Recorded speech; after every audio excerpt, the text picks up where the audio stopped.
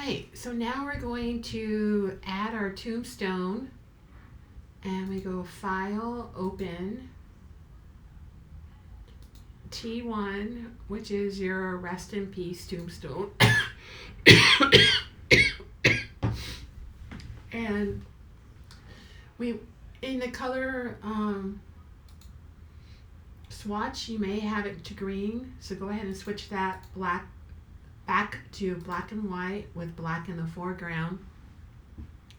And we're going to be applying filters and effects. So there's a lot of filters that we're going to be working in. So the first one is render, so filter, render, clouds, or actually it should be different clouds. So then we have a black and white. So that's the first filter. The next filter is we're going to blur out the rest of it and just keep the top part in focus. So it's filter, blur gallery, iris blur. And I'm going to pick this up, and it's supposed to render the rest of the area blurry. Doesn't look very blurry to me, but ooh, I think I got it. I have to use this little button. See, blur 81 or blur 7. So I only want the top to be in focus. So there. Play around with it, and if you like it, go for it. Press OK. The next stop, because it doesn't end with this section, then I'm going to go to my adjustments and then go to channel mixer, and under output channel you're going to choose green, and then for the green section you're going to do 37 and blue 108. Now when you look, you may not see it. It may look something like this, and you're like, well, where's the blue? You need to pull down that window.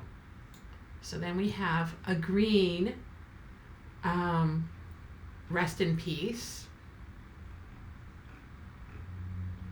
And then, because it doesn't really end, because they want you to do a lot. Let's see, then we're going to do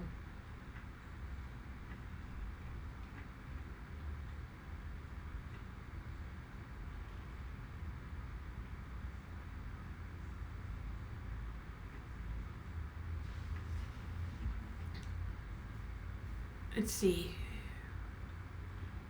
Well, I think we're just going to do that for right now, and then we're going to continue. Oh, wait, there was a difference. Oh, yeah, I forgot. I knew there was more.